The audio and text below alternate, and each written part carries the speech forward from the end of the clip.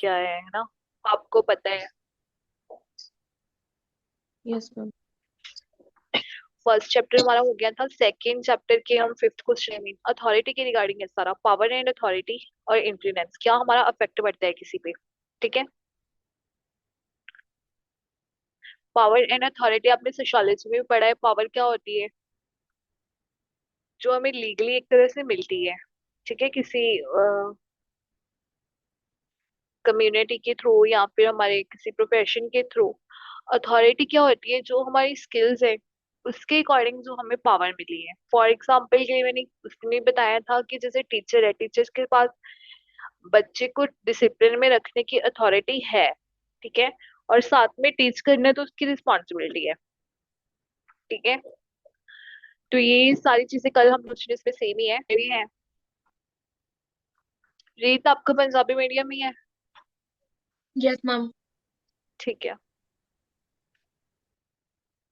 एक बार मैं रिपीट करवा देती हूँ।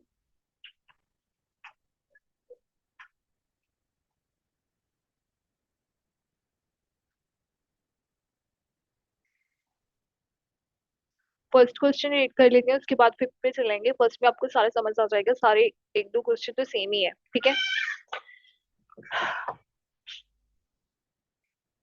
अथॉरिटी का कंसेप्ट क्या है, क्या उन्होंने बताया है कि अथॉरिटी में क्या होता है, किस तरह, मतलब इसको हम कह सकते हैं कि हमारी इन्फ्लुएंस से ये अलग है। कि ना अथॉरिटी राजनीतिक सिद्धांतात समाजशास्त्र के अंदर एक संकल्प ਜੋ ਕਿਸੇ ਖਾਸ ਸੰਦਰਭ ਜਾਂ ਡੋਮੇਨ ਅੰਦਰ ਦੂਜਿਆਂ ਨੂੰ ਨਿਯੰਤਰਣ ਕਰਨ ਦੀ ਜਾਇਜ਼ ਸ਼ਕਤੀ ਜਾਂ ਦੇ ਅਧਿਕਾਰ ਨੂੰ ਦਰਸਾਉਂਦੀ ਹੈ। ਫੋਰ ਐਗਜ਼ਾਮਪਲ ਅਸੀਂ ਕਿਤੇ ਕੰਮ ਕਰ ਰਹੇ ਹਾਂ ਕਿਸੇ ਇੰਸਟੀਚਿਊਟ ਦੇ ਵਿੱਚ, ਸਾਡੇ ਕੋਲ ਅਸੀਂ ਜਿਸ ਲੈਵਲ ਦੇ ਵਿੱਚ ਜਿਸ ਡਿਪਾਰਟਮੈਂਟ ਦੇ ਵਿੱਚ ਕੰਮ ਕਰ ਰਹੇ ਹਾਂ, ਸਾਡੇ ਕੋਲ ਉਹ ਡਿਪਾਰਟਮੈਂਟ ਨੂੰ ਕੰਟਰੋਲ ਕਰਨ ਦੀ ਅਥਾਰਟੀ ਹੈ ਕਿ ਅਸੀਂ ਉਹਨੂੰ ਆਪਣੀ ਅਕੋਰਡਿੰਗ ਚਲਾ ਸਕਦੇ ਹਾਂ। ਠੀਕ ਹੈ। ਇਸ ਵਿੱਚ ਕਹਿੰਦਾ ਇੱਕ ਵਿਅਕਤੀ, ਕੋਈ ਇੰਡੀਵਿਜੂਅਲ ਵਿਅਕਤੀ ਵੀ ਹੋ ਸਕਦਾ, ਸਿੰਗਲ ਪਰਸਨ ਵੀ ਹੋ ਸਕਦਾ, ਕੋਈ ਇੰਸਟੀਚਿਊਟ ਵੀ ਹੋ ਸਕਦਾ ਹੈ, ਜਾਂ ਫਿਰ ਕੋਈ ਹੋਲ ਸਿਸਟਮ ਹੋ ਸਕਦਾ ਹੈ। ਠੀਕ ਹੈ। ਇਹਦੇ ਵਿੱਚ ਆਰਡਰ ਵੀ ਦੇ ਸਕਦੇ ਹਾਂ ਅਸੀਂ ਤੇ ਉਹਨਾਂ ਨੂੰ ਫੋਲੋ ਕਰਨਾ। ਔਰ ਉਹ ਆਰਡਰ ਉਦੋਂ ਤੱਕ ਵੈਲਿਡ ਹੋਣਗੇ, ਉਦੋਂ ਵੈਲਿਡ ਮੰਨੇ ਜਾਣਗੇ ਜਦੋਂ ਲੋਕ ਇਹਨੂੰ ਮੰਨਣਗੇ। ਫੋਰ ਐਗਜ਼ਾਮਪਲ ਕੋਈ ਲੀਡਰ ਹੈ, ਲੀਡਰ ਇਨ ਦਾ ਸੈਂਸ ਕਿ ਲੀਡਰਸ਼ਿਪ ਕਰ ਰਿਹਾ ਹੈ ਬਿਜ਼ਨਸ ਆਰਗੇਨਾਈਜੇਸ਼ਨ ਦੇ ਵਿੱਚ, ਤੇ ਉਹਨੇ ਕੋਈ ਕੰਮ ਕਰਵਾਣਾ ਹੈ ਆਪਣੇ EMPLOYEES ਤੋਂ, ਆਪਣੇ ਲੋअर ਲੈਵਲ ਦੀ ਮੈਨੇਜਮੈਂਟ ਤੋਂ। ਦੈਨ ਉਹ ਕੀ ਕਰੇਗਾ, ਉਹਨਾਂ ਲਈ ਕੁਝ ਰਿਵਾਰਡਸ ਰੱਖੇਗਾ। ਠੀਕ ਹੈ। ਆਪਣੀ ਆਪਣੀ ਕੁਝ ਪਾਲਿਸੀਜ਼ ਬਣਾਏਗਾ ਕਿ ਮੈਂ ਉਹਨਾਂ ਤੋਂ ਇੰਨੀ ਜਲਦੀ ਫਾਸਟਲੀ ਇਹ ਕੰਮ ਕਰਵਾਣਾ ਹੈ। ਮਤਲਬ ਜੋ ਆਪਣੀ ਵੇ ਨਾਲ ਕਰ ਸਕਦਾ ਉਸ ਚੀਜ਼ ਨੂੰ ਆਪਾਂ ਕਹਿੰਦੇ ਆ ਅਥਾਰਟੀ। ਠੀਕ ਹੈ। ਦੈਨ ਉਸ ਤੋਂ ਬਾਅਦ ਕੀ ਆ, ਕਹਿੰਦਾ ਪ੍ਰਭਾਵ ਅਥਾਰਟੀ ਤੋਂ ਕਿੱਦਾਂ ਵੱਖਰਾ ਹੈ। ਇਨਫਲੂਐਂਸ, ਇਨਫਲੂਐਂਸ ਕੀ ਹੁੰਦਾ ਹੈ, ਕਿਸੇ ਕਿੱਦਾਂ ਕਿਸੇ ਨੂੰ ਅਫੈਕਟ ਕਰ ਰਿਹਾ ਆਪਣੀ ਪਰਸਨੈਲਿਟੀ ਨਾਲ। ਨੈਚੁਰਲੀ ਸਾਡੇ ਚ ਜੋ ਗੁਣ ਨੇਗੇ, ਫੋਰ ਐਗਜ਼ਾਮਪਲ ਕਈ ਲੋਕ ਹੁੰਦੇ ਨੇ ਹਸਮੁਖ ਨੇਗੇ, ਉਹ ਬੜੀ ਜਲਦੀ ਇੱਕ ਦੂਸਰੇ ਬੰਦੇ ਨੂੰ ਅਟਰੈਕਟ ਕਰ ਲੈਂਦੇ ਨੇਗੇ। ਠੀਕ ਹੈ। ਸਾਡੀ ਪਰਸਨੈਲਿਟੀ ਕਿੱਦਾਂ ਦੀ ਹੈ, ਮਤਲਬ ਕਹਿੰਦਾ ਅਥਾਰਟੀ ਉਸ ਚੀਜ਼ ਤੋਂ ਕਿੱਦਾਂ ਅਲੱਗ ਹੈ। ਸ਼ਕਤੀ ਦਾ ਆਧਾਰ, ਅਥਾਰਟੀ ਚ ਕੀ ਹੈ ਕਿ ਅਥਾਰਟੀ ਚ ਸਾਨੂੰ ਇੱਕ ਪਾਵਰ ਮਿਲੀ ਹੋਈ ਹੈ ਕਿ ਅਸੀਂ ਕਿੱਦਾਂ ਕਿਸੇ ਨੂੰ ਅਫੈਕਟ ਕਰ ਸਕਦੇ ਹਾਂ, ਸੌਰੀ ਕਿੱਦਾਂ ਕਿਸੇ ਤੋਂ ਕੰਮ ਕਰਵਾ ਸਕਦੇ ਹਾਂ। ਠੀਕ ਹੈ। ਇਨਫਲੂਐਂਸ ਦੇ ਵਿੱਚ ਕੀ ਹੈ ਕਿ ਸਾਡੇ ਵਿੱਚ ਕੀ ਗੁਣ ਨੇਗੇ, ਸਾਡੀ ਪਰਸਨੈਲਿਟੀ ਕੀ ਹੈ, ਅਸੀਂ ਕਿੱਦਾਂ ਨੂੰ ਕਿਸੇ ਨੂੰ ਮੋਟੀਵੇਟ ਕਰ ਰਹੇ ਹਾਂ, ਇਹਨਾਂ ਤਰੀਕਿਆਂ ਨਾਲ ਕਿੱਦਾਂ ਕਿਸੇ ਨੂੰ ਅਫੈਕਟ ਕਰ ਸਕਦੇ ਹਾਂ। ਠੀਕ ਹੈ। ਜਾਇਜ਼ਤਾ ਮਤਲਬ ਵੈਲੀਡੇਸ਼ਨ, ਵੈਲੀਡੇਸ਼ਨ ਕਦੋਂ ਮੰਨੀ ਜਾਏਗੀ, ਵੈਲਿਡ ਕਦੋਂ ਮੰਨੀ ਜਾਏਗੀ ਅਥਾਰਟੀ। ਕੋਈ ਵੀ ਪਾਵਰ ਹੈ ਉਦੋਂ ਤੱਕ ਅਥਾਰਟੀ ਵੈਲਿਡ ਨਹੀਂ ਮੰਨੀ ਜਾਏਗੀ ਜਦੋਂ ਤੱਕ ਉਹ ਰੂਲਸ ਨੂੰ, ਜੋ ਰੂਲਸ ਆਪਾਂ ਬਣਾ ਰਹੇ ਹਾਂ ਉਹਨੂੰ ਆਪਣੇ ਜਿਨ੍ਹਾਂ ਲਈ ਬਣਾਏ ਆ ਉਹ ਫੋਲੋ ਨਾ ਕਰੇ। ਠੀਕ ਹੈ।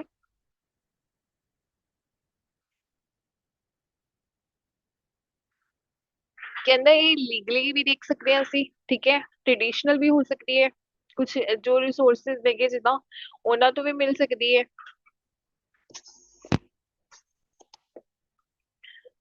ਦੂਜੇ ਪਾਸੇ ਸੰਦਰਭ ਤੇ ਉਹਨਾਂ ਦੇ ਸਾਧਨਾਂ ਤੇ ਨਿਰਭਰ ਕਰਦਾ ਹੈ ਜਿਸ ਨੂੰ ਇਸ ਦੁਆਰਾ ਇਸ ਨੂੰ ਲਾਗੂ ਕੀਤਾ ਜਾਂਦਾ ਹੈ, ਚਾਹੇ ਸਮਝਿਆ ਜਾ ਸਕਦਾ ਹੈ ਜਾਂ ਨਹੀਂ। ਫॉर एग्जाम्पल अगर ਆਪਾਂ ਲੀਗਲੀ ਵੇ ਤੇ ਗੱਲ ਕਰੀਏ, ਜੋ ਟ੍ਰੈਫਿਕ ਰੂਲਸ ਨੇਗੇ ਸਾਡੇ ਲਈ ਬਣਾਏ ਨਹੀਂ, ਸਾਨੂੰ ਪਤਾ ਨਹੀਂ ਕਿ ਸਾਨੂੰ ਮਤਲਬ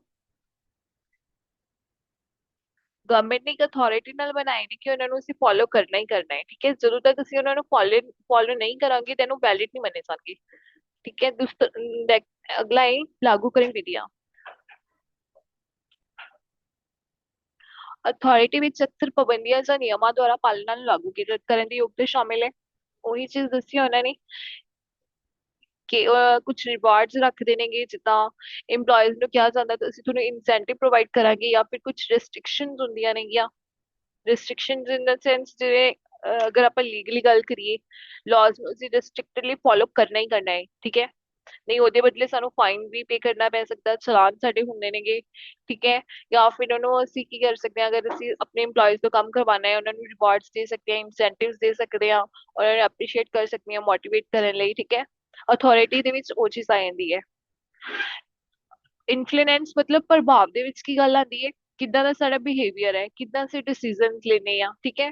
ਮੋਟੀਵੇਟ ਕਿੱਦਾਂ ਕਰਦੇ ਆ, ਸਾਡੀ ਕਨਵਰਸੇਸ਼ਨ ਵੇ ਆਫ ਟਾਕਿੰਗ ਕੀ ਹੈ, ਠੀਕ ਹੈ। ਇਹ ਸਾਰੀਆਂ ਚੀਜ਼ਾਂ ਆਉਂਦੀਆਂ ਨੇ ਇਨਫਲੂਐਂਸ ਵਿੱਚ।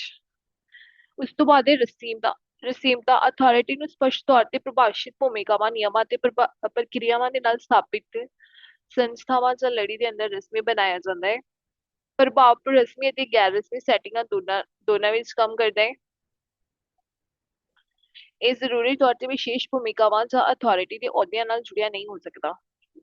ਮਤਲਬ ਕਿ ਕਹਿੰਦਾ ਇਹਦੇ ਲਈ ਅਥਾਰਟੀ ਲਈ ਕੋਈ ਪੋਜੀਸ਼ਨ, ਕੋਈ ਜੌਬ ਰੋਲ ਹੋਣਾ ਸਾਡੇ ਕੋਲ ਜ਼ਰੂਰੀ ਹੈ, ਠੀਕ ਹੈ। ਜਾਂ ਕੰਮ ਦਾ ਕੋਈ ਸਾਡੇ ਕੋਲ ਪ੍ਰੋਸੈਸ ਹੋਣਾ ਚਾਹੀਦਾ ਜਿਹਦੇ ਵਿੱਚ ਸਾਨੂੰ ਅਥਾਰਟੀ ਮਿਲ ਸਕੇ।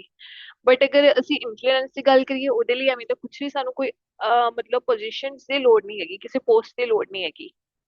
ਸਾਡਾ ਜੋ ਨੈਚੁਰਲੀ ਹੈਗਾ ਇਹ ਅਫੈਕਟਿਵ ਬਿਹੇਵੀਅਰ ਹੈ, ਉਹੀ ਅਫੈਕਟ ਕਰ ਸਕਦਾ ਹੈ, ਠੀਕ ਹੈ। ਨਿਯੰਤਰਣ ਦਾ ਦਾਇਰਾ, ਕਿੱਦਾਂ ਕੰਟਰੋਲ ਕਿੱਦਾਂ ਕਰ ਸਕਦੇ ਆ। ਅਥਾਰਟੀ ਆਮ ਤੌਰ ਤੇ ਕਹਿੰਦਾ ਖਾਸ ਡੋਮੀਨੇ ਜਾਂ ਸੰਦਰਭਾਂ ਤੱਕ ਫੈਲਦੀ ਹੈ। ਮਤਲਬ ਕੁਝ ਇਹਨਾਂ ਦੇ ਕੰਟੈਕਸਟ ਹੁੰਦੇ ਨੇਗੇ ਵੀ ਜਿਨ੍ਹਾਂ ਤੱਕ ਇਹ ਫੈਲੀ ਹੋਈ ਹੈ। ਵੀ ਇੱਕ ਲੈਵਲ ਹੁੰਦਾ ਇਹਨਾਂ ਦਾ ਵੀ ਇੱਥੇ ਤੱਕ ਇਹ ਪਰਸਨ, ਇਹਦੀ ਅਥਾਰਟੀ ਇੰਨੀ ਹੈ, ਠੀਕ ਹੈ। ਇਹ ਕੋਈ ਇੰਡੀਵਿਜੂਅਲ ਵੀ ਹੋ ਸਕਦਾ ਹੈ ਜਾਂ ਫਿਰ ਕੋਈ ਉਹਦੇ ਵਿੱਚ ਇਹ ਕੋਈ ਇੰਸਟੀਟਿਊਟਸ ਵੀ ਹੋ ਸਕਦੇ ਨੇਗੇ। ਜਦ ਕਿ ਇਨਫਲੂਐਂਸ ਦੇ ਵਿੱਚ ਕੀ ਹੈ, ਪ੍ਰਭਾਵ ਦੇ ਵਿੱਚ ਕੀ ਹੈ ਕਿ ਉਹਦੇ ਲਈ ਕੋਈ ਐਵੇਂ ਦਾਇਰਾ ਨਹੀਂ ਮੇਨਟੇਨ ਕੀਤਾ ਗਿਆ ਇਹਨਾਂ ਨੇ ਕਿ ਇੰਨੇ ਏਰੀਏ ਦੇ ਵਿੱਚ ਹੀ ਆਪਾਂ ਜਿਹਦੇ ਨਾਲ ਗੱਲ ਕਰਾਂਗੇ ਉਹ ਸਾਡੇ ਤੋਂ ਅਫੈਕਟ ਹੋ ਸਕਦਾ ਹੈ, ਠੀਕ ਹੈ। ਦੈਨ ਉਸ ਤੋਂ ਬਾਅਦ ਹੈ ਪ੍ਰਭਾਵ ਅਤੇ ਅਥਾਰਟੀ ਨੂੰ ਪਰਿਭਾਸ਼ਿਤ ਕਰੋ, ਸੇਮ ਹੀ ਹੈ ਸਾਰਾ। ਕੱਲ ਅਸੀਂ ਵੀ ਕਰਵਾਤਾ ਸੀਗਾ ਇਹ। ਉਸ ਤੋਂ ਬਾਅਦ ਉਹਨਾਂ ਨੇ ਦੱਸਿਆ ਹੈ ਕਿ ਅਥਾਰਟੀ ਦੀ ਧਾਰਨਾ ਕੀ ਹੈ। ਪ੍ਰੋਫੈਸਰ ਬੀਚ ਨੇ ਇਹਦੇ ਬਾਰੇ ਕੀ ਕਿਹਾ ਹੈ, ਸੇਮ ਜੋ ਆਪਾਂ ਉਹ ਪੜ੍ਹਿਆ ਹੈ ਉਹੀ ਹੈ। ਕਿਹੜੀ ਕਿਹੜੀ ਅਥਾਰਟੀ ਹੋ ਸਕਦੀ ਹੈ, ਲੀਗਲ ਅਥਾਰਟੀ ਹੋ ਸਕਦੀ ਹੈ, ਟ੍ਰੈਡੀਸ਼ਨਲ ਅਥਾਰਟੀ ਹੋ ਸਕਦੀ ਹੈ ਜੋ ਸਾਨੂੰ ਪਿੱਛੇ ਤੋਂ ਮਿਲਦੀ ਆ ਰਹੀ ਹੈ ਰੀਤੀ ਰਿਵਾਜਾਂ ਦੇ ਅਕੋਰਡਿੰਗ। ਟ੍ਰੈਡੀਸ਼ਨਲ ਤੁਹਾਨੂੰ ਸਮਝ ਆ ਰਿਹਾ ਕਿ ਕਾਨੂੰਨ ਜੋ ਲੀਗਲੀ ਬਣੇ ਹੋਏ ਨੇਗੇ, ਰੂਲਸ ਰੈਗੂਲੇਸ਼ਨਸ, ਠੀਕ ਹੈ। ਉਸ ਤੋਂ ਬਾਅਦ ਹੈ ਕ੍ਰਿਸ਼ਮਈ ਅਥਾਰਟੀ, ਕਿਸੇ ਦੇ ਮਤਲਬ ਕਿਸੇ ਦੀ ਪਰਸਨੈਲਿਟੀ ਦੇ ਵਿੱਚ ਹੀ ਹੈ ਕਿ ਉਹਦੇ ਚ ਇਹ ਪਰਸਨੈਲਿਟੀ ਦੇ ਵਿੱਚ ਹੀ ਹੈ ਲੀਡਰਸ਼ਿਪ, ਉਧਰ ਰਹਿਣਾ, ਉਧਰ ਹੀ ਕੰਮ ਕਰਨਾ, ਠੀਕ ਹੈ। ਉਸ ਤੋਂ ਬਾਅਦ ਹੈ ਤਰਕਸ਼ੀਲ। ਤਰਕਸ਼ੀਲ ਦੇ ਵਿੱਚ ਕੀ ਹੈ, ਜਿਹੜੀਆਂ ਲੀਗਲ ਉਹਦੇ ਨਾਲ ਜੁੜੀਆਂ ਹੁੰਦੀਆਂ ਨੇਗੀਆਂ, ਫੋਰ ਐਗਜ਼ਾਮਪਲ ਗਵਰਨਮੈਂਟ ਨਾਲ ਜੁੜੀਆਂ ਹੋਈਆਂ ਨੇਗੀਆਂ, ਉੱਥੋਂ ਸਾਨੂੰ ਜੋ ਅਥਾਰਟੀਜ਼ ਮਿਲਦੀਆਂ ਨੇ, ਠੀਕ ਹੈ। ਉਹਨਾਂ ਨੇ ਆਪਣੀ ਥਿਊਰੀਜ਼ ਨੂੰ ਦੱਸਿਆ ਹੈ ਪ੍ਰੋਫੈਸਰ ਸਟੀਫਨ ਬੀਚ ਨੇ। ਜਾਇਜ਼ਤਾ ਦਾ ਸਿਧਾਂਤ ਹੈ, ਮਤਲਬ ਕਿ ਇਹਨੂੰ ਵੈਲਿਡ ਮੰਨਿਆ ਜਾਣਾ ਚਾਹੀਦਾ ਹੈ। ਸ਼ਕਤੀ ਨਿਰਭਰ ਦਾ ਸਿਧਾਂਤ ਹੈ, ਉਹਦੇ ਕੋਲ ਪਾਵਰ ਹੁੰਦੀ ਹੈ ਅਲੱਗ-ਅਲੱਗ ਸੋਰਸਿਸ ਤੋਂ ਕੰਮ ਕਰਵਾਉਣ ਦੀ, ਸੋਰਸਿਸ ਦੇ ਥਰੂ ਕੰਮ ਕਰਵਾਉਣ ਦੀ, ਠੀਕ ਹੈ। ਚਾਹੇ ਉਹਦੀ ਹੈਡਿਕ ਹੈ ਕਿ ਉਹ ਆਪਣਾ ਸਟ੍ਰਿਕਟਲੀ ਕਰਵਾ ਸਕਦਾ ਹੈ ਜਾਂ ਫਿਰ ਹੈ ਨਾ ਕਿਸੇ ਨੂੰ ਮੋਟੀਵੇਟ ਕਰਕੇ ਕਰਵਾ ਸਕਦੇ ਆ, ਕੁਝ ਰਿਵਾਰਡਸ, ਕੁਝ ਗਿਫਟਸ ਵਗੈਰਾ ਇਦਾਂ ਕਰਕੇ ਉਹਦੀ ਹੈਡਿਕ ਹੈ, ਮਤਲਬ ਕਿਦਾਂ ਉਹ ਕੰਮ ਕਰ ਸਕਦਾ ਹੈ। ਉਸ ਤੋਂ ਬਾਅਦ ਹੈ ਪ੍ਰਤੀਕ ਪਰਸਪਰ।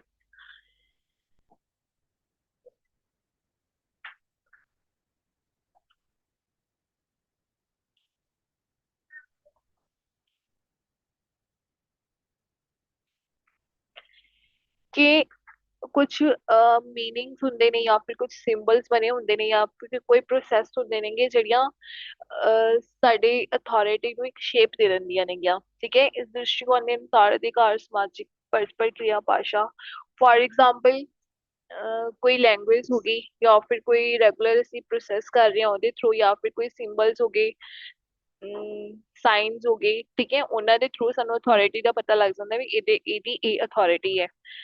ਦੈਨ ਉਸ ਤੋਂ ਬਾਅਦ ਏਜੰਸੀ ਥਿਊਰੀ, ਜਿਹੜੀ ਮੇਨ ਏਜੰਟਾਂ ਕੋਲ ਪਾਵਰ ਹੁੰਦੀ ਹੈ। ਫੋਰ ਐਗਜ਼ਾਮਪਲ ਲਈ ਆਪਾਂ ਪਲੇਸਮੈਂਟ ਦੀ ਐਗਜ਼ਾਮਪਲ ਲਗਾ ਸਕਦੇ ਹਾਂ। ਕੋਈ ਬਿਜ਼ਨਸ ਰਿਕੁਆਇਰਮੈਂਟ ਦੀ ਜ਼ਰੂਰਤ ਹੈ ਤਾਂ ਉਹ ਕਿਹਦੇ ਕੋਲ ਅਥਾਰਟੀ ਦਿੰਦੇ ਨੇ, ਸਿਲੈਕਸ਼ਨ ਕਿਹਦੇ ਕੋਲ ਦਿੰਦੇ ਨੇਗੇ ਕਿ ਸਾਨੂੰ ਇੰਨੇ ਬੰਦੇ ਚਾਹੀਦੇ ਆ, ਪਲੇਸਮੈਂਟ ਦੇ ਥਰੂ ਕੰਮ ਕਰ ਲੈਂਦੇ ਨੇਗੇ, ਠੀਕ ਹੈ। ਏਜੰਟ ਥਿਊਰੀ ਹੋਗੀ। ਉਸ ਤੋਂ ਬਾਅਦ ਹੈ ਸੋਸ਼ਲ ਐਕਸਚੇਂਜ ਥਿਊਰੀ।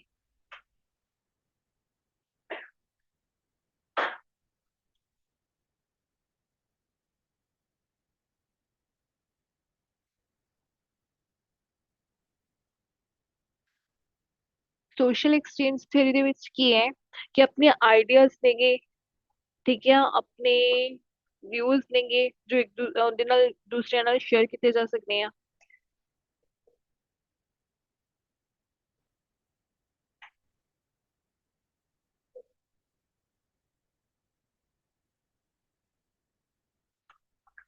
ठीक है, 5 थ्योरीज ने गया, एक बार रीड करके देख लियो। सेम ही है ਜਿਹੜਾ ਹੁਣ ਆਪਾਂ ਉੱਪਰ ਪੜਿਆ, ਕਿਹੜੀਆਂ ਕਿਹੜੀਆਂ ਟਾਈਪਸ ਨੇ ਗਿਆ।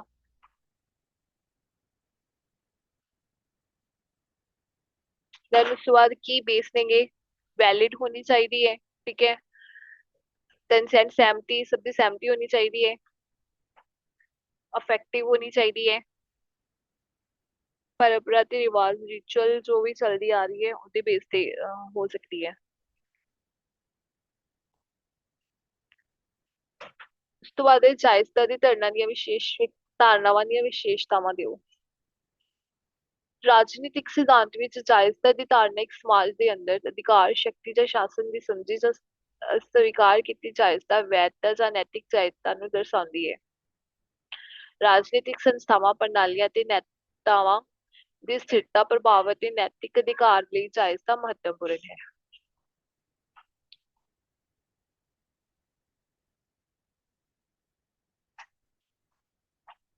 ਕੋਈ ਵੀ ਅਧਿਕਾਰ ਹੈ, ਮਤਲਬ ਕੋਈ ਰਾਈਟ ਹੈ ਸਾਡੇ ਕੋਲ, ਕੋਈ ਪਾਵਰ ਹੈ, ਜਾਂ ਫਿਰ ਅਸੀਂ ਕੋਈ ਸ਼ਾਸਨ ਕਰ ਰਹੇ ਹਾਂ, ਜਾਂ ਸ਼ਾਸਨ ਮਤਲਬ ਜੋ ਰਾਜ ਹੈ ਸਾਡਾ ਉਹਨੂੰ ਸਮਝਣ ਲਈ ਇੱਕ ਵੈਲੀਡੇਸ਼ਨ ਹੋਣੀ ਜ਼ਰੂਰੀ ਹੈ,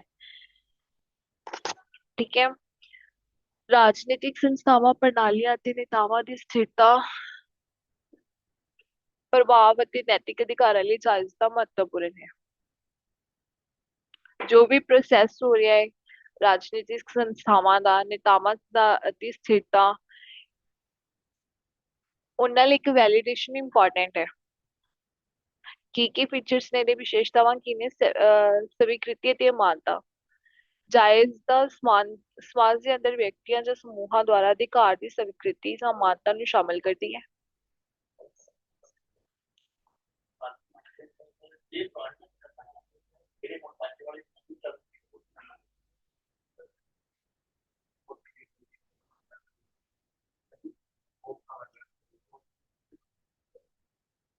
ਸੱਤਾ ਜੋਤੀ ਦੇ ਰਹਿਣ ਵਾਲੀਆਂ ਕੁੱਲ ਅਧਿਕਾਰ ਚਾਹੀਦਾਵਾਂ। ਵੈਲੀਡੇਸ਼ਨ ਕਹਿੰਦਾ ਅਗਰ ਸੁਸਾਇਟੀ ਦੀ ਗੱਲ ਕਰੀਏ ਤਾਂ ਕਿਸੇ ਇੰਡੀਵਿਜੂਅਲ ਜਾਂ ਫਿਰ ਕਿਸੇ ਸੁਸਾਇਟੀ ਜਾਂ ਗਰੁੱਪਸ ਦੀ ਗੱਲ ਦੇ ਦੁਆਰਾ ਜੋ ਵੀ ਉਹਨਾਂ ਦੇ ਰਾਈਟਸ ਨੇਗੇ ਉਹਨਾਂ ਨੂੰ ਮਾਨਤਾ ਮਿਲਣੀ ਚਾਹੀਦੀ ਹੈ, ਠੀਕ ਹੈ, ਉਹ ਅਸੈਪਟੇਬਲ ਹੋਣੇ ਚਾਹੀਦੇ ਨੇਗੇ। ਇਹੀ ਸਵੀਕਾਰਤਾ ਨੂੰ ਦਰਸਾਉਂਦਾ ਹੈ। ਵੈਲੀਡੇਸ਼ਨ ਕਿਹਨੂੰ ਦਰਸਾਉਂਦਾ ਹੈ ਕਿ ਜੋ ਸੱਤਾ ਦੇ ਅਹੁਦਿਆਂ ਤੇ ਰਹਿਣ ਵਾਲਿਆਂ ਕੋਲ ਅਧਿਕਾਰ ਦਾ ਸਹੀ ਦਾਵਾ ਹੈ, ਮਤਲਬ ਉਹ ਜਿਹੜੇ ਸੱਤਾ ਦੇ ਵਿੱਚ ਰਹਿੰਦੇ ਨੇਗੇ ਪੋਲੀਟੀਸ਼ੀਅਨਸ ਨੇ ਉਹ ਆਪਣੇ ਰਾਈਟਸ ਦਾ ਪ੍ਰੋਪਰ ਯੂਜ਼ ਕਰ ਰਹੇ ਨੇਗੇ, ਠੀਕ ਹੈ, ਉਹਨਾਂ ਦੇ ਫੈਸਲਿਆਂ ਤੇ ਕਾਰਵਾਈਆਂ ਨੈਤਿਕ ਤੌਰ ਤੇ ਜਾਇਜ਼ ਹਨ। ਜੋ ਵੀ ਉਹ ਮਤਲਬ ਫੈਸਲੇ ਲੈ ਰਹੇ ਨੇ ਜਾਂ ਫਿਰ ਕੋਈ ਵੀ ਕਾਰਵਾਈਆਂ ਕਰ ਰਹੀਆਂ ਨੇ ਉਹਨਾਂ ਨੂੰ ਵੈਲਿਡ, ਨੈਤਿਕ ਤੌਰ ਤੇ ਮੋਰਲੀ ਆਪਾਂ ਕਹਿ ਸਕਦੇ ਹਾਂ ਵੈਲਿਡ ਮੰਨਿਆ ਜਾਵੇ। ਸਹਿਮਤੀ, ਜਾਇਜ਼ਤਾ ਅਕਸਰ ਸ਼ਾਸਨ ਦੀ ਸਹਿਮਤੀ ਤੇ ਨਿਰਭਰ ਕਰਦੀ ਹੈ। ਲੋਕਤੰਤਰੀ ਸਮਾਜ ਵਿੱਚ ਚੋਣ ਪ੍ਰਕਿਰਿਆਵਾਂ, ਪ੍ਰਤੀਨਿਧੀ ਸੰਸਥਾਵਾਂ ਤੇ ਲੋਕਪ੍ਰਿय ਭਾਗੀਦਾਰੀ ਅਤੇ ਜਵਾਬਦੇਹੀ ਲਈ ਵਿਧੀ ਰਾਹੀਂ ਲੋਕਾਂ ਦੀ ਸਹਿਮਤੀ ਤੋਂ ਜਾਇਜ਼ਤਾ ਪ੍ਰਾਪਤ ਕੀਤੀ ਜਾਂਦੀ ਹੈ।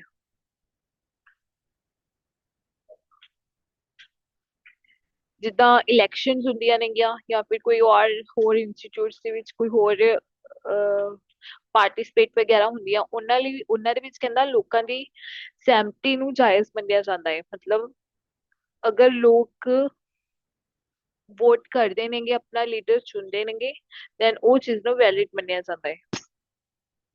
ਕਾਨੂੰਨੀ ਅਤੇ ਸੰਵਿਧਾਨਿਕ ਆਧਾਰ। ਜਾਇਜ਼ਤਾ ਕਾਨੂੰਨੀ ਅਤੇ ਸੰਵਿਧਾਨਿਕ ਢਾਂਚੇ ਤੇ ਆਧਾਰਿਤ ਹੋ ਸਕਦੀ ਹੈ, ਜੋ ਰਾਜਨੀਤਿਕ ਅਧਿਕਾਰ ਤੇ ਨਿਯਮਾਂ,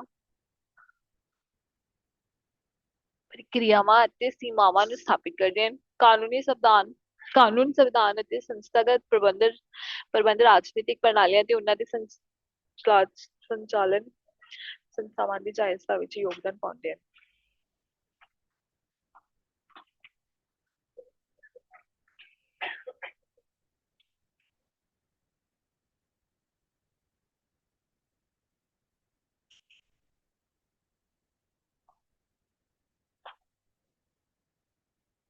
ਜੋ ਵੀ ਕਾਨੂੰਨ ਦੇ, ਜੋ ਵੀ ਲੀਗਲ ਸਾਡੇ ਰੂਲ ਬਣ ਰਹੇ ਨੇ, ਰੈਗੂਲੇਸ਼ਨ ਬਣ ਰਹੇ ਨੇ, ਠੀਕ ਹੈ, ਸੰਵਿਧਾਨ ਬਣ ਰਹੇ ਨੇਗੇ, ਉਹਨਾਂ ਨੂੰ ਇੱਕ, ਜਦੋਂ ਤੱਕ ਉਹ ਮਤਲਬ ਵੈਲਿਡ ਨਹੀਂ ਹੋਣਗੇ, ਕੋਈ ਵੀ ਜਿੱਦਾਂ ਰਾਜਨੀਤਿਕ ਅਧਿਕਾਰ ਹੋ ਗਏ, ਕੋਈ ਪ੍ਰੋਸੈਸ ਹੋ ਗਿਆ, ਪ੍ਰਕਿਰਿਆਵਾਂ ਹੋ ਗਈਆਂ, ਸੀਮਾਵਾਂ ਹੋ ਗਈਆਂ, ਠੀਕ ਹੈ, ਇਹ ਇਹਨਾਂ ਨੂੰ ਉਦੋਂ ਤੱਕ ਮਤਲਬ ਇੱਕ ਸੰਵਿਧਾਨਕ ਜਾਂ ਕਾਨੂੰਨੀ ਲੀਗਲ ਸਟਰਕਚਰ ਪ੍ਰੋਵਾਈਡ ਕਰਦਾ ਹੈ। ਅਗਰ ਉਹ ਵੈਲਿਡ ਹੋਣਗੀਆਂ ਤਾਂ ਹੀ ਉਹ ਅਸੈਪਟੇਬਲ ਹੋਣਗੀਆਂ। ਕਾਨੂੰਨ ਸੰਵਿਧਾਨ ਤੇ ਸੰਸਥਾਗਤ ਪ੍ਰਬੰਧ ਰਾਜਨੀਤਿਕ ਪ੍ਰਣਾਲੀਆਂ ਅਤੇ ਉਹਨਾਂ ਦੇ ਸੰਚਾਲਨ ਸੰਸਥਾ ਦੀ ਜਾਇਜ਼ਤਾ ਵਿੱਚ ਯੋਗਦਾਨ ਪਾਉਂਦੇ ਹਨ।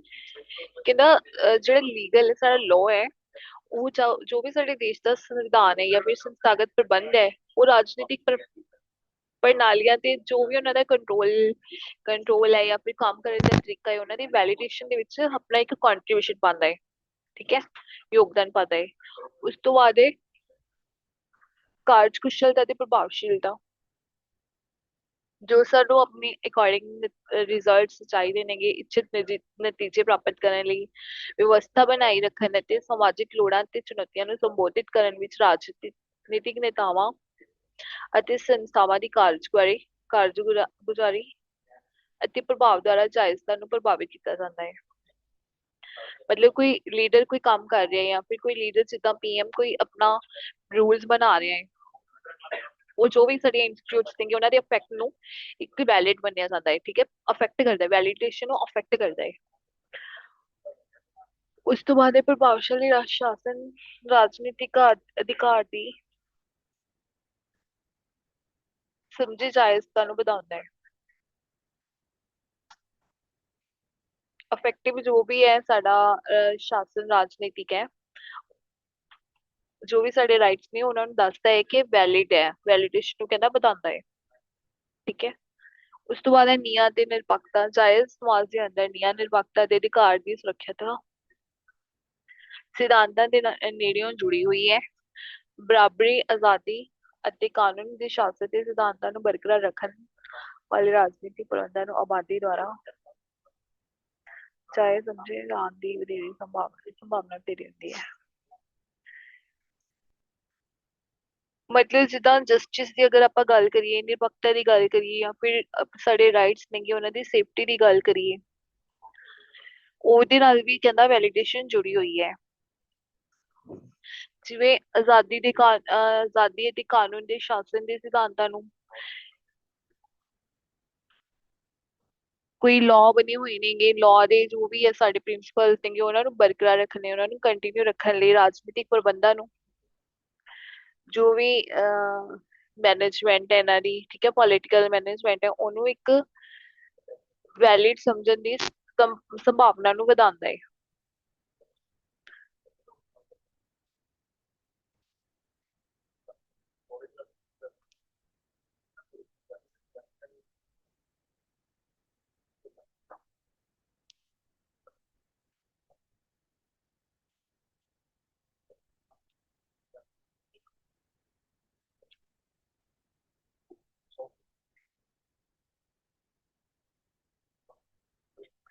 ਦੈਨ ਉਸ ਤੋਂ ਬਾਅਦ ਸੀਗਾ ਜਵਾਬਦੇਹੀ ਅਤੇ ਪਾਰਦਰਸ਼ਤਾ। ਜਵਾਬਦੇਹੀ ਕੀ ਹੁੰਦਾ ਹੈ? ਜਦੋਂ ਅਸੀਂ ਕਿਸੇ ਨੂੰ ਕਿਤੇ ਕੰਮ ਕਰ ਰਹੇ ਹਾਂ ਤਾਂ ਉਹਦੇ ਲਈ ਅਸੀਂ ਰਿਸਪੌਂਸਿਬਲ ਆ, ਠੀਕ ਹੈ। ਪਾਰਦਰਸ਼ਤਾ ਹੁੰਦੀ ਹੈ ਟ੍ਰਾਂਸਪੇਰੈਂਸੀ, ਤੇ ਜਨਤਾ ਦੀਆਂ ਲੋੜਾਂ ਤੇ ਹਿੱਤਾਂ ਦੇ ਪ੍ਰਤੀ ਜਵਾਬਦੇਹੀ ਲਈ ਵਿਧੀਆਂ ਦੁਆਰਾ ਜਾਇਜ਼ਤਾ ਨੂੰ ਮਜ਼ਬੂਤ ਕੀਤਾ ਜਾਂਦਾ ਹੈ। मतलब कि जो लीडर है, अगर कोई रूल बना रही नहीं, कोई गवर्नमेंट लॉ बना रही है, कोई रूल बना रही है, तो ਉਹਨੂੰ ਵੈਲਿਡ ਸਮਝਿਆ ਜਾਣਾ ਚਾਹੀਦਾ। ਮਤਲਬ ਉਹ ਲੋਕਾਂ ਦੇ ਹਿੱਤਾਂ ਦੇ ਲਈ, ਲੋਕਾਂ ਦੀ ਸੇਫਟੀ ਦੇ ਲਈ ਉਹ ਵਧੀਆ ਹੋਵੇ। ਠੀਕ ਹੈ, ਤਾਂ ਹੀ ਲੋਕ ਉਹਨੂੰ ਉਹ ਫੋਲੋ ਕਰਨਗੇ। ਉਸ ਤੋਂ ਬਾਅਦ ਹੈ ਸਮਾਜਿਕ ਅਤੇ ਸੱਭਿਆਚਾਰਕ ਸੰਦਰਭ। ਜ਼ਿਆਦਾਤਰ ਸਮਾਜ ਦੇ ਸਮਾਜਿਕ ਅਤੇ ਸੱਭਿਆਚਾਰਕ ਅਤੇ ਇਤਿਹਾਸਿਕ ਸੰਦਰਭ ਤੋਂ ਵੀ ਪ੍ਰਭਾਵਿਤ ਹੁੰਦੀ ਹੈ। ਨਿਯਮਾਂ ਜਾਂ ਕਦਰਾਂ ਕੀਮਤਾਂ ਤੇ ਵਿਸ਼ਵਾਸ ਵੱਖ ਵੱਖ ਸਮਾਜਾਂ ਅਤੇ ਸੱਭਿਆਚਾਰਾਂ ਵਿੱਚ ਵੱਖੋ ਵੱਖਰੇ ਜਾਇਜ਼ਤਾ, ਜਾਇਜ਼ ਅਧਿਕਾਰ ਅਤੇ ਸ਼ਾਸਨ ਦਾ ਗਠਨ ਕਰਦੇ ਹਨ।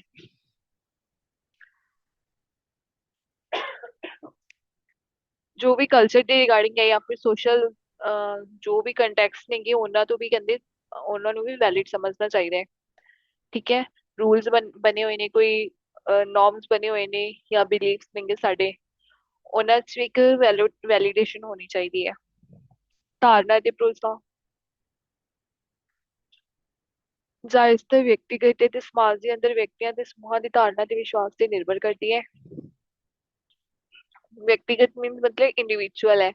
ਸਮਾਜ ਦੇ ਅੰਦਰ ਜੋ ਵੀ ਵਿਅਕਤੀ ਨੇ ਜਾਂ ਫਿਰ ਇੰਡੀਵਿਜੂਅਲ ਹੈ, ਕੋਈ ਸਮੂਹ ਨੇਗੇ, ਗਰੁੱਪ ਨੇਗੇ, ਜੋ ਉਹਨਾਂ ਦੇ ਬਿਲੀਫਸ ਨੇ, ਜੋ ਉਹਨਾਂ ਦੀਆਂ ਮਾਨਤਾਵਾਂ ਨੇਗੀਆਂ, ਉਹਨਾਂ ਤੇ ਵੀ ਨਿਰਭਰ ਕਰਦੀ ਹੈ। ਠੀਕ ਹੈ, ਰਾਜਨੀਤਿਕ ਨੇਤਾਵਾਂ, ਸੰਸਥਾਵਾਂ, ਗਵਰਨਮੈਂਟ ਇੰਸਟੀਟਿਊਟਸ ਹੋ ਗਏ, ਪੋਲੀਟੀਸ਼ੀਅਨਸ ਹੋ ਗਏ, ਜਾਂ ਫਿਰ ਕੋਈ ਐਵੇਂ ਦੇ ਪ੍ਰੋਸੈਸ ਨੇਗੇ, ਉਹਨਾਂ ਵਿੱਚ ਕਹਿੰਦਾ ਜਨਤਾ ਦਾ ਵਿਸ਼ਵਾਸ ਬਣਾਏ ਰੱਖਣਾ ਬਹੁਤ ਜ਼ਰੂਰੀ ਹੈ। ਹਾਂਜੀ, ਕਲੀਅਰ ਹੈ। ਫਿਫਥ। Yes, ma'am. ਸਿਕਸਥ ਹੈ ਪ੍ਰਭਾਵ ਤੋਂ ਦੁਆਰਾ ਤੁਸੀਂ ਕੀ ਸਮਝਦੇ ਹੋ? ਪ੍ਰਭਾਵ ਦਾ ਮੀਨਿੰਗ ਕੀ ਹੈ? ਇਨਫਲੂਐਂਸ। ਇਨਫਲੂਐਂਸ ਕੀ ਹੁੰਦਾ ਹੈ? ਮੈਂ ਅਥਾਰਟੀ ਦੇ ਨਾਲ ਐਕਸਪਲੇਨ ਕੀਤਾ ਹੈ। ਨੋਟਸ ਤੁਹਾਡੇ ਕੋਲ ਹੈ ਨਹੀਂ, ਸਕਰੀਨ ਤੇ ਸ਼ੋ ਹੋ ਰਹੀ ਹੈ ਨਾ ਸਭ ਨੂੰ?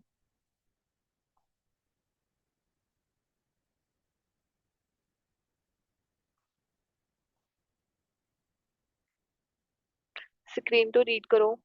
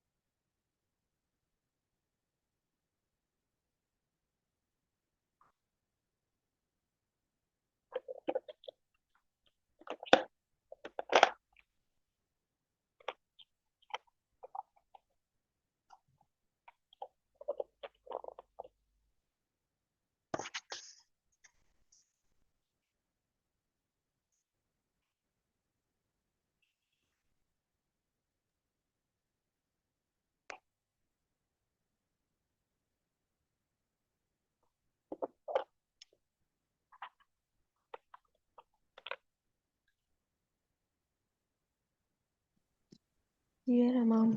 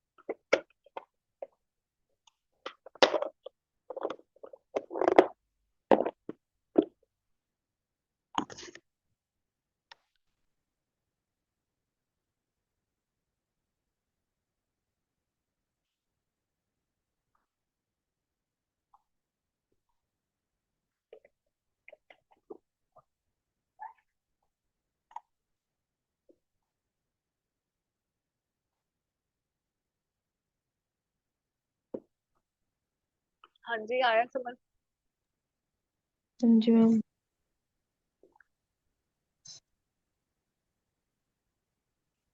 कितना एक्सप्लेन करोगे? हाँ जी रजनी।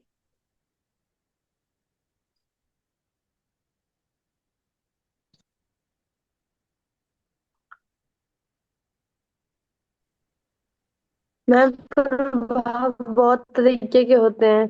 जो लोग अच्छे होते हैं उनका दूसरों पर अच्छा प्रभाव पड़ता है, जो बुरे लोग होते हैं उनका बुरा प्रभाव पड़ता है। उनको कई तरीकों में बांटा गया है। कुछ लोग बड़े मतलब बहुत जैसे सेल्फिश होते हैं तो लोगों पर उसका प्रभाव पड़ता है, वो भी उनके जैसे बनते हैं।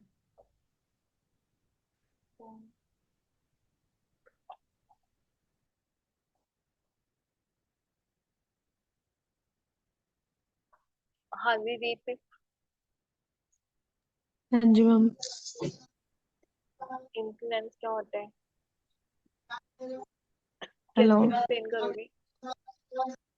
ਮੈਮ ਇਨਫਲੂਐਂਸ ਮਤਲਬ ਪ੍ਰਭਾਵ ਤੋਂ ਮੈਂ ਮਤਲਬ ਇਦਾਂ ਲਿਖੂੰਗੀ ਇਹਦੇ ਵਿੱਚ ਜਿਵੇਂ ਗੱਲ ਕੀਤੀ ਗਈ ਆ ਵੀ ਕਿਸੇ ਵੀ ਪਰਸਨ ਜਾਂ ਕੋਈ ਵੀ ਗਰੁੱਪ ਨੂੰ ਉਹਨਾਂ ਨੂੰ ਆਪਾਂ ਇਨਫਲੂਐਂਸ ਮਤਲਬ ਪ੍ਰਭਾਵਿਤ ਕਰਦੇ ਆ ਆਪਣੇ ਬਿਹੇਵੀਅਰ ਤੋਂ। ਲਾਈਕ ਜਿਵੇਂ ਰਵੱਈਆ ਲਿਖਿਆ ਹੋਇਆ ਇੱਥੇ, ਮਤਲਬ ਇਹਦੇ ਜਿਵੇਂ ਕਹਿ ਦੋ ਬਹੁਤ ਸਾਰੇ ਜਿਵੇਂ ਪਹਿਲੂ ਨੂੰ ਐਕਸਪਲੇਨ ਕੀਤਾ ਗਿਆ, ਅੱਗੇ ਡਿਫਰੈਂਟ ਟਾਈਪਸ ਇਹਦੀਆਂ ਦਿੱਤੀਆਂ ਗਈਆਂ ਵੀ ਕਿਸੇ ਨੂੰ ਇੰਸਪੀਰੇਸ਼ਨ ਦੇਣਾ, ਕਿਸੇ ਨੂੰ ਪ੍ਰੇਰਨਾ ਦੇਣੀ, ਕਿਸੇ ਨੂੰ ਫੋਰਸਫੁਲੀ ਜਿਵੇਂ ਵਰਕ ਕਰਾਉਂਦੇ, ਕੋਈ ਹੇਰਾ ਫੇਰੀ ਕਰਦਾ ਹੈ, ਕੋਈ ਮਤਲਬ ਪ੍ਰੋਤਸਾਹਿਤ ਕਰਦਾ ਹੈ। ਇਹ ਸਾਰੀਆਂ ਦੇ ਵਿੱਚ ਸ਼ਾਮਲ ਅੱਗੇ ਮੈਮ ਇਹਨਾਂ ਦੀਆਂ ਪ੍ਰਕਿਰਤੀਆਂ ਜਿਹੜੀਆਂ ਦਿੱਤੀਆਂ ਗਈਆਂ ਜਿਵੇਂ ਗਤੀਸ਼ੀਲ, ਤਰਲ, ਸਰਵ ਵਿਆਪਕ, ਮਤਲਬ ਜੋ ਸਾਰੀਆਂ ਅੱਗੇ ਟਾਈਪਸ ਦਿੱਤੀਆਂ ਹੋਈਆਂ ठीक है। ਪ੍ਰਕਿਰਤੀ ਜੋ ਵੀ ਮਤਲਬ ਇਨਫਲੂਐਂਸ ਹੋ ਕੇ ਜਿਹੜੀਆਂ ਉਹਦੀਆਂ ਅੱਗੇ ਪ੍ਰਕਿਰਤੀਆਂ ਦਿੱਤੀਆਂ ਹੋਈਆਂ। ठीक है, मीनिंग क्लियर हो गया ना? आप कोई बिहेवियर ਹਾਂਜੀ। रजनी ने भी सही दसिया कि उस साਡਾ पॉजिटिव भी हो सकता है, किसी का नेगेटिव भी हो सकता है। ठीक है, ਸਾਡਾ ਜੋ ਬਿਹੇਵੀਅਰ ਹੈ ਕਿਸੇ ਤੋਂ ਕੰਮ ਕਰਵਾਉਣ ਦਾ, ਠੀਕ ਹੈ, ਅਸੀਂ ਚਾਹੇ ਉਹਨੂੰ ਇਨਫਲੂਐਂਸ ਕਰਦੇ ਆ, ਅਫੈਕਟ ਕਰਦੇ ਆ ਕਿਦਾਂ, ਠੀਕ ਹੈ, ਉਹ ਸਾਡੇ ਜੋ ਵੀ ਡਿਸੀਜਨਸ ਨੇਗੇ, ਜੋ ਸਾਡਾ ਬਿਹੇਵੀਅਰ ਹੈ, ਜੋ ਨੇਚਰ ਹੈ ਸਾਡੀ, ਉਹਨੂੰ ਵੀ ਅਫੈਕਟ ਕਰ ਸਕਦਾ ਹੈ। ਅਲੱਗ-ਅਲੱਗ ਲੈਵਲ ਤੇ ਦੇਖਣ ਨੂੰ ਮਿਲਦਾ ਹੈ। ਪਰਸਨਲ ਜਿਹੜੇ ਸਾਡੇ ਰਿਲੇਸ਼ਨਸ ਹੈ ਉਹਨਾਂ ਨਾਲ ਵੀ ਦੇਖਣ ਨੂੰ ਮਿਲਦਾ ਹੈ, ਆਰਗੇਨਾਈਜੇਸ਼ਨ ਕੋਈ ਸੈਟਿੰਗਸ ਨੇਗੇ ਉੱਥੇ ਵੀ ਦੇਖਣ ਨੂੰ ਮਿਲਦਾ ਹੈ। ਠੀਕ ਹੈ, ਵਰਤਿਆ ਵੀ ਇਹਨੂੰ ਅਲੱਗ-ਅਲੱਗ ਤਰੀਕੇ ਨਾਲ ਜਾ ਸਕਦਾ ਹੈ। ਕੋਈ ਮੋਟੀਵੇਟ ਕਰਦਾ ਹੈ ਜਾਂ ਫਿਰ ਕਿਸੇ ਦਾ ਗੁਣ ਹੀ ਇਦਾਂ ਹੀ ਹੁੰਦਾ ਹੈ, ਉਹਦੀ ਪਰਸਨੈਲਿਟੀ ਇਦਾਂ ਦੀ ਹੁੰਦੀ ਹੈ ਕਿ ਉਹ ਫੋਰਸਫੁਲੀ ਕਿਸੇ ਤੋਂ ਕੰਮ ਕਰਵਾਉਣਾ ਜਾਣਦਾ ਹੈ। ਠੀਕ ਹੈ, ਕਈ ਹੁੰਦੇ ਨੇਗੇ ਕਿ ਹੇਰਾ ਫੇਰੀਆਂ ਵਾਲੇ, ਮਤਲਬ ਉਹ ਅਲੱਗ-ਅਲੱਗ ਉਹਨਾਂ ਦੀ ਪਰਸਨੈਲਿਟੀ ਹੁੰਦੀ ਹੈ, ਹਰ ਇੱਕ ਤਰ੍ਹਾਂ ਨਾਲ ਕੰਮ ਕਰਦੇ ਹੈ। ਕਿਹੜੀ ਕਿਹੜੀ ਪ੍ਰਕਿਰਤੀ ਹੈ ਇਹਦੀ? ਸਰਵ ਵਿਆਪਕ ਪ੍ਰਭਾਵ ਮਨੁੱਖੀ ਪਰਸਪਰ ਪ੍ਰਭਾਵ ਅਤੇ ਸਮਾਜਿਕ ਜੀਵਨ ਦੇ ਸਾਰੇ ਪਹਿਲੂਆਂ ਵਿੱਚ ਫੈਲਿਆ ਹੋਇਆ ਹੈ। ਮਤਲਬ ਇਹ ਨਹੀਂ ਹੈਗਾ ਕਿ ਇਹ ਸਾਡੇ ਇੱਕ ਪੁਆਇੰਟ ਹੀ ਬਣ ਕੇ ਰਹਿ ਗਿਆ, ਮਤਲਬ ਸਾਡੀ ਲਾਈਫ ਦੇ ਜੋ ਵੀ ਪਹਿਲੂ ਕਹਿ ਲੋ, ਪਹਿਲੂ ਨੇਗੇ, ਠੀਕ ਹੈ, ਉਹਨਾਂ ਤੱਕ ਫੈਲਿਆ ਹੋਇਆ ਹੈ। ਕਹਿੰਦਾ ਨਿੱਜੀ ਪਰਸਪਰ ਪ੍ਰਭਾਵ ਤੋਂ ਸੰਸਥਾਗਤ ਗਤੀਸ਼ੀਲਤਾ ਪ੍ਰਭਾਵ ਵਿਹਾਰ, ਵਿਚਾਰ ਅਤੇ ਨਤੀਜਿਆਂ ਨੂੰ ਆਕਾਰ ਦੇਣ ਵਿੱਚ ਇੱਕ ਵਿਆਪਕ ਭੂਮਿਕਾ ਨਿਭਾਉਂਦਾ ਹੈ।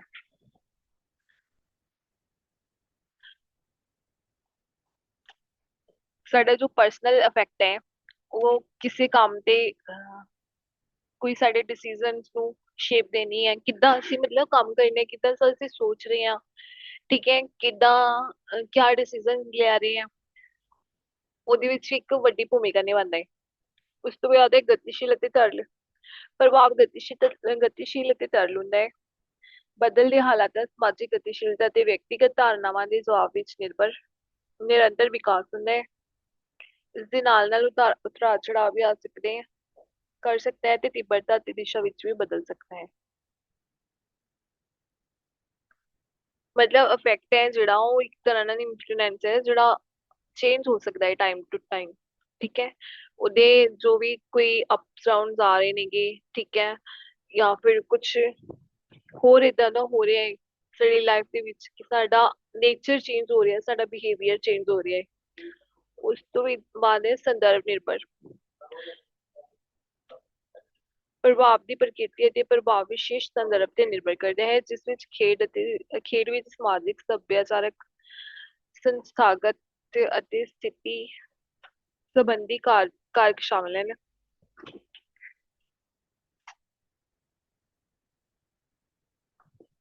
जो कि संदर्भ ਵਿੱਚ ਪ੍ਰਭਾਵਸ਼ਾਲੀ ਹੋ ਸਕਦੇ ਹਨ ਔਰ ਜ਼ਰੂਰੀ ਤੌਰ ਤੇ ਦੂਜੇ ਪ੍ਰਭਾਵਸ਼ਾਲੀ ਨਹੀਂ ਹੋ ਸਕਦਾ।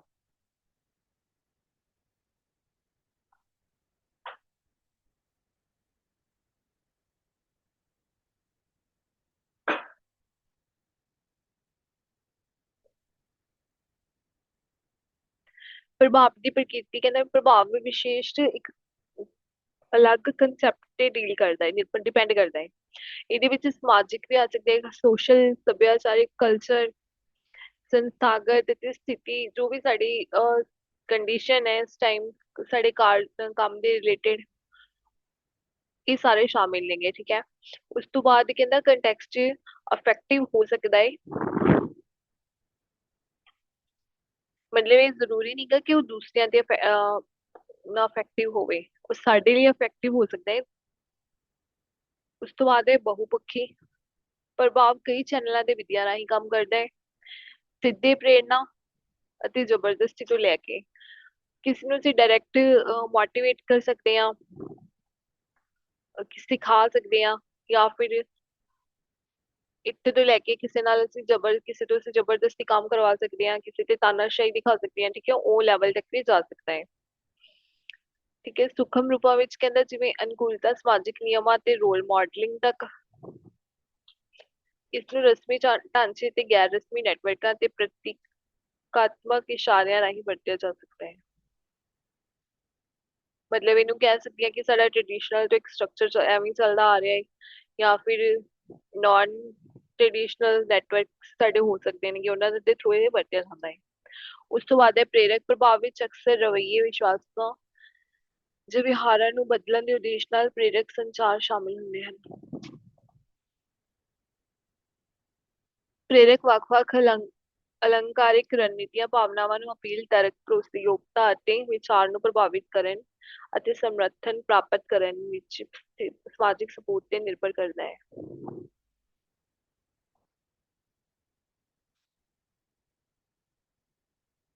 ਕਿ ਜੋ ਵੀ ਸਾਡਾ ਰਵਈਆ ਹੈ ਬਿਹੇਵੀਅਰ ਹੈ ਜੋ ਸਾਡੇ ਬਿਲੀਫਸ ਨੇਗੇ ਠੀਕ ਹੈ ਜਾਂ ਸਾਡਾ ਵਿਵਹਾਰ ਹੈ ਉਹਨੂੰ ਬਦਲਣ ਦੇ ਇੱਕ ਕਮਿਊਨੀਕੇਸ਼ਨ ਚੈਨਲ ਦੇ ਥਰੂ ਕੰਮ ਕਰਦਾ ਹੈ। ਉਸ ਤੋਂ ਬਾਅਦ ਹੈ ਪਾਵਰ ਡਾਇਨਾਮਿਕਸ ਪ੍ਰਭਾਵ ਸਮਾਜਿਕ ਰਿਸ਼ਤਿਆਂ ਦੇ ਲੜੀ ਦੇ ਅੰਦਰ ਸ਼ਕਤੀ ਅਤੇ ਗਤੀਸ਼ੀਲਤਾ ਅੰਦਰੂਨੀ ਤੌਰ ਤੇ ਜੁੜਿਆ ਰਹਿੰਦਾ ਹੈ ਵਧੇਰੇ ਸਰੋਤ ਅਧਿਕਾਰ ਅਤੇ ਸਮਾਜਿਕ ਪੂੰਜੀ ਨਾਲ ਦੇ ਲੋਕ ਸਾਡੇ ਜੋ ਸੋਸ਼ਲ ਰਿਲੇਸ਼ਨ ਹੈਗੇ ਉਹਨਾਂ ਦੇ ਵਿੱਚ ਕਹਿੰਦਾ ਇੱਕ ਲੜੀ ਦੀ ਤਰ੍ਹਾਂ ਇੱਕ ਪ੍ਰੋਸੈਸ ਦੀ ਤਰ੍ਹਾਂ ਜੁੜਿਆ ਰਹਿੰਦਾ ਹੈ ਜੋ ਵੀ ਸਾਡੇ ਰਿਸੋਰਸਿਸ ਨੇਗੇ ਜਾਂ ਰਾਈਟਸ ਨੇਗੇ ਜਾਂ ਫਿਰ ਸਾਡੀ ਜੋ ਵੀ ਹੈ ਪੂੰਜੀ ਕੈਪੀਟਲ ਹੈ ਉਹਦੇ ਥਰੂ ਅਸੀਂ ਦੂਸਰਿਆਂ ਦੇ ਜ਼ਿਆਦਾ ਇਫੈਕਟ ਪਾ ਸਕਦੇ ਹਾਂ ਠੀਕ ਹੈ। ਜਦੋਂ ਕਿ ਹਾਸ਼ੀਏ ਜਾਂ ਵਾਂਝੇ ਸਮੂਹਾਂ ਦੀ ਸੀਮਤ ਪ੍ਰਭਾਵਿਤ ਹੋ ਸਕਦੀ ਹੈ। ਹਾਸ਼ੀਏ ਮੀਨਸ ਕਿ ਤਾਨਾਸ਼ਾਹੀ ਵਾਲੇ ਠੀਕ ਹੈ ਜਿਹੜੇ ਵਾਂਝੇ ਗਰੁੱਪਸ ਨੇਗੇ ਉਹਨਾਂ ਦਾ ਇਫੈਕਟ ਘੱਟ ਹੋ ਸਕਦਾ ਹੈ। ਉਸ ਤੋਂ ਬਾਅਦ ਹੈ ਨੈਤਿਕ ਵਿਚਾਰ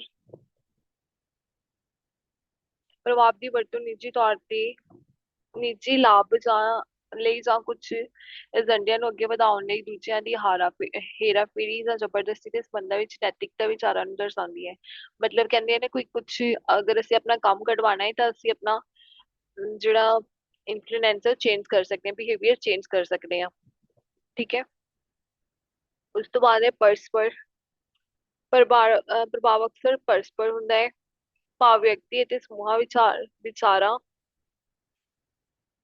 ਅਤੇ ਵਿਹਾਰਾਂ ਦੇ ਆਪਸੀ ਵਟਾਂਦਰੇ ਨੂੰ ਵਿੱਚ ਇੱਕ ਦੂਜੇ ਨੂੰ ਪ੍ਰਭਾਵਿਤ ਕਰਦੇ ਹਨ। ਮਤਲਬ ਗਰੁੱਪਸ ਨੇਗੇ ਇੰਡੀਵਿਜੂਅਲ ਹੈ ਉਹ ਆਪਣੇ ਵਿਚਾਰਾਂ ਨੂੰ ਉਹਨਾਂ ਦੇ ਵਿਊਜ਼ ਨੂੰ ਠੀਕ ਹੈ ਵਿਚਾਰ ਤੇ ਵਿਵਹਾਰ ਜੋ ਉਹਨਾਂ ਦੇ ਵਿਊਜ਼ ਬਿਹੇਵੀਅਰਸ ਨੇਗੇ ਜਿਹੜਾ ਇਹਨਾਂ ਦਾ ਆਪਸੀ ਸ਼ੇਅਰਿੰਗ ਹੈ ਇੱਕ ਦੂਸਰੇ ਨੂੰ ਅਫੈਕਟ ਕਰਦੀ ਹੈ। ਹਾਂਜੀ ਕਲੀਅਰ ਹੈ 5th ਤੇ 6th ਯੈਸ ਮੈਮ। ਹਾਂਜੀ ਰੀਤ ਜਸਪ੍ਰੀਤ ਹਾਂਜੀ ਯੈਸ यस ਮੈਮ। मैम।